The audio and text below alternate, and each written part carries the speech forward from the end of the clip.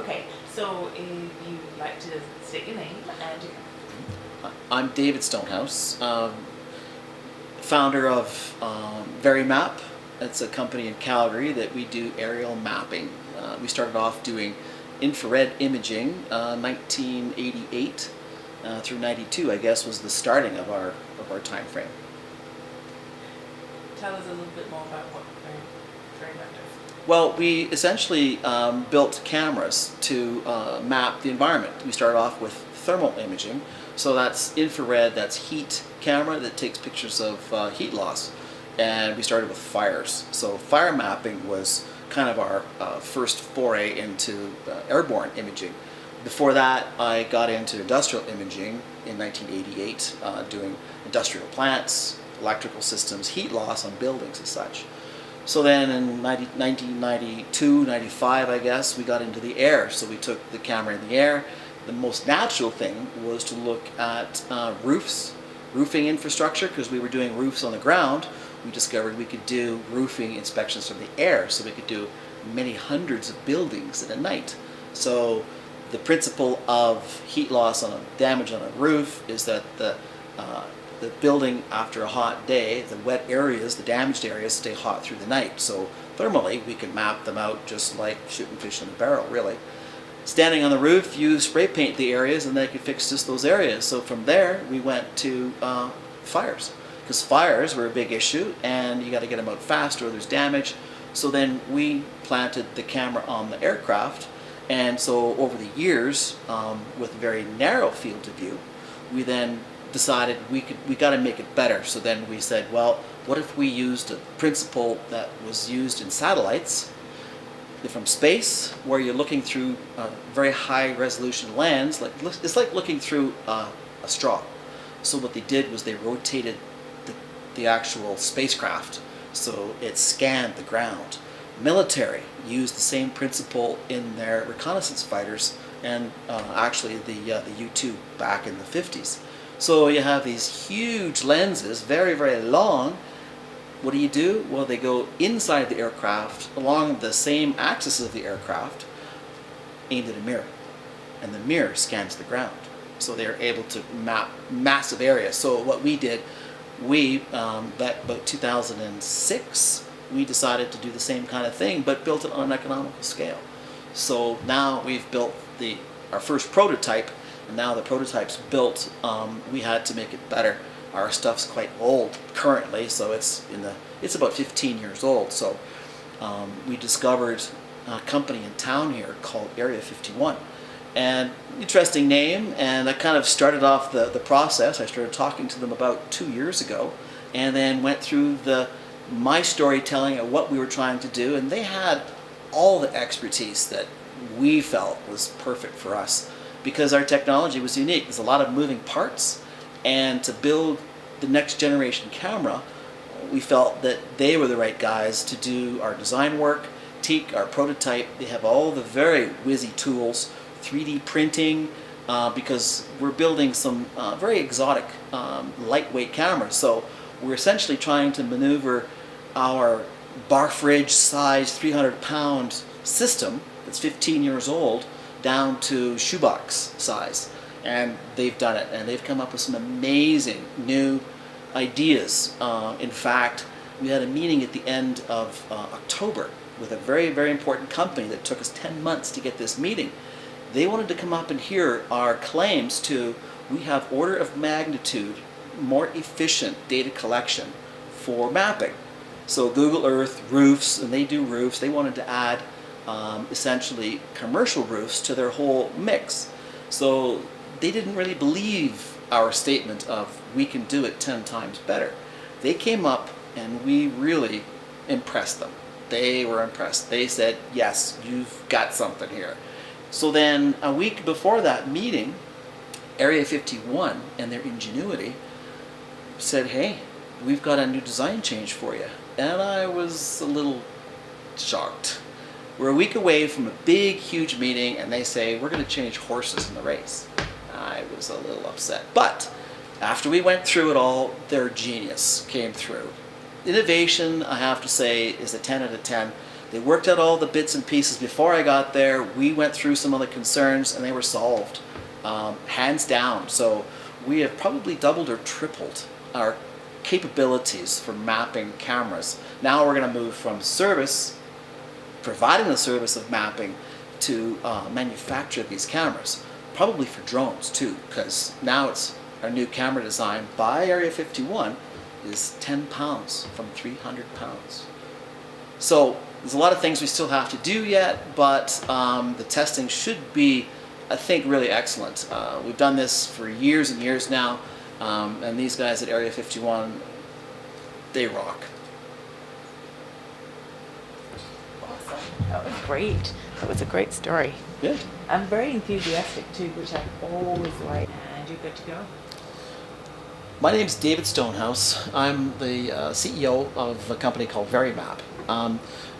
Verimap was started quite a number of years ago. Back in early 90s, I guess, was basically the start. And what we did was we were doing thermal imaging for industrial applications on the ground, heat loss, electrical inspections. And then mid-90s, we decided to put the camera into helicopters and aircraft.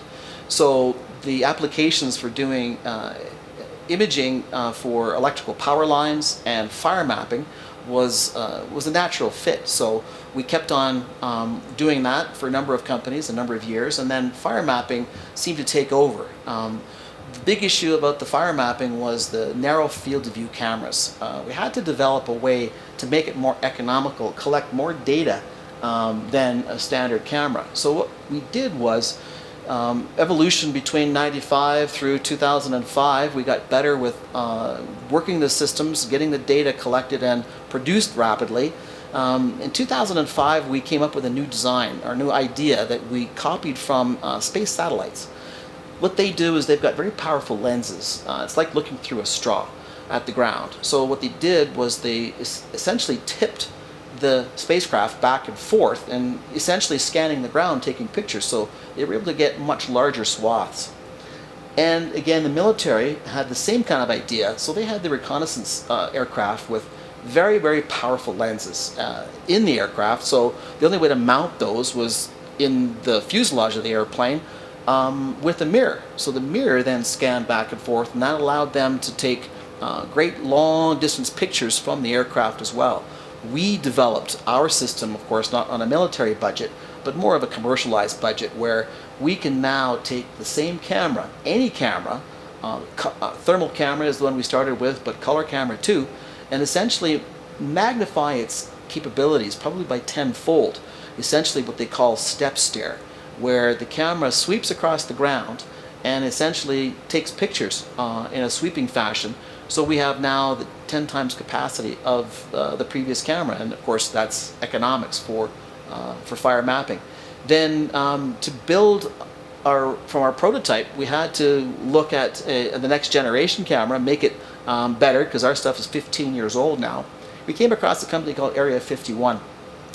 They're in Calgary here, and just by their name was intrigued to us. We met them about 2 years ago and have been worked to get our project together, explaining our story. And in learning their techniques and their capabilities, we found that they would probably be the best people to take on our system. And we had a meeting probably end of October here, and a week before the meeting, they came up to us and said, "Hey, by the way, I think we've got a better design for your camera." And I was a bit surprised at the whole thing, being a week away from a very huge major project and a meeting. But they were brilliant, really. I have to say that their innovations and ideas, I think, probably will double or triple our reach for being able to sell this camera system to drones, to helicopters, to other small aircraft worldwide, just by the way they were thinking on how to optimize the camera system. We're ecstatic with how they've done the work so far, and there's a long ways to go yet, but I think we found the right guys for sure. Awesome. I mean, I was definitely. I think I jumped in when I got this video, when I got this the email from them saying, hey, we have a new design and here's what it looks like, I was in the car inside 10 minutes driving over there going, Wow. what the flip was going on? Because we were literally a week and a half away from a meeting that took 10 months to get together. And we wanted to have essentially a prototype in front of our hands. But in that whole bit, there was no way that could have happened. So we went with the animation. So the animation that they had for this new design was fabulous. So it all by itself replaced the need to have the prototype in our hands. So the animation was brilliant. So all in all, they saw a perfect way to optimize something that they believed in, which was our camera system, based on what we showed them, and they pulled it off. They are pretty amazing, and also having that sense of the business sense, because if you turn up to a major presentation, you don't have a prototype and you don't have like an yeah, good luck with that one, right? I'm gonna shoot some B-roll now, and you can just go ahead and pretend you're doing something on the system. Yeah, that's good.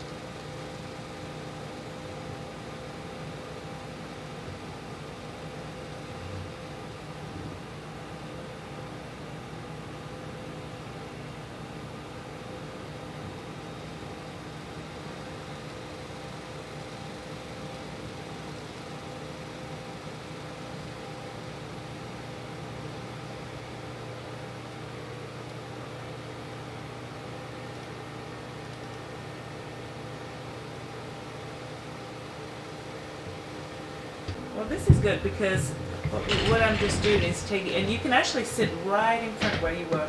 Okay. Yeah, because all I'm doing is taking some just B-roll, which is when you're talking, we'll just kind of have cutaways, which is kind of good.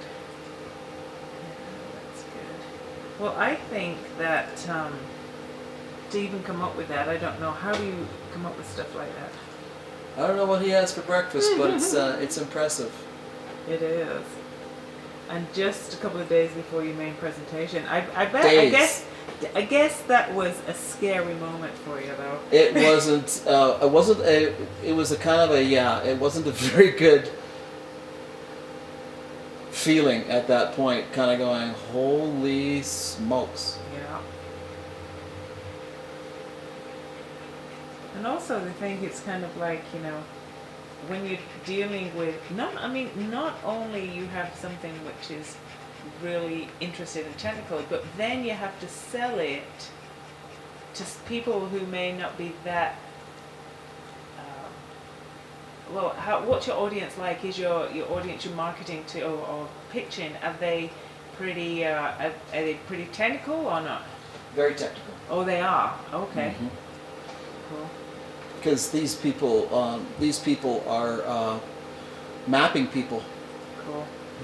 So, as in the new technology that they're using, did they found that they understood it? And oh yeah, I mean when they came up at the end of October, we validated that we could do this whole technology, and essentially they sell what they call 1-inch photography. Sure. Which is very, very high resolution photography. They sell it for $1,000 a square mile, and we can create the whole product for about $200 a square mile. Wow. So it's a 500% markup for what we can do it. So they are struggling with their system right now at not being able to collect very much. Our system with the step stair, with a color camera in place, is a 30,000 pixel swath system, 5 times the capacity of their collection. And what we understand now is it can double the revenues from 150 million to probably close to $300 million just by our system. So we might be looking at a buyout, but I don't know. We have to see what they want to do. We want to sell them 95 camera systems for their 95 aircraft. And by adding thermal imagery to their package, they can essentially do and own the commercial roofing market, where they can sell imagery to insurance companies, roofers. They already have a huge... sell ourselves short. No. So we right now have about a $2 million valuation, and they said offline, Yeah. Tom said to Paul, he says, well, what if we throw down $4 million? What do we get? Sure. And, we just went, well, everything. Good. But I mean, that's kind of offline, so that's not part of our Sure. that's not part of our discussions at this point. Are you looking for an exit strategy, or you just want to sell the 95 units? Whatever makes business sense. Sure. Whatever makes business sense. They have a lot of technology and resources for people, personnel, experience, Sure. equipment, and of course we've got our experience in the air as well with the step stair system, which is really turning out to be it is 10 times more effective or efficient than anything, but we're saying double and triple. So you're getting ready for a nice vacation soon, then. I'm hoping. And where are you going to be going? Cruising. Cruising. Caribbean cruising. Ooh, that's Why nice. Why not? And what It'll do be you our- think that place is looking good? My name's David Stonehouse, CEO of a company called Verimap, where we do aerial imaging in thermal imaging first and color. So we've now done a lot of imaging with our camera system and have improved it such that we came across a company now to update and build us a new camera system, a company called Area 51. And essentially they're able to take our prototype camera system and make it into really an amazing system. Their innovations have been top-notch with taking our design, adding to it, and making it just a brilliant piece of machinery, technology, and well, we're just thrilled to have them on our team to do this. They've really kind of, with their innovations, have probably doubled or tripled the reach and our marketability of this system to small aircraft and now drones. So we've shrunk the system down from 300 pounds down to 10 and 11 pound systems, perfect for the drones and commercialization.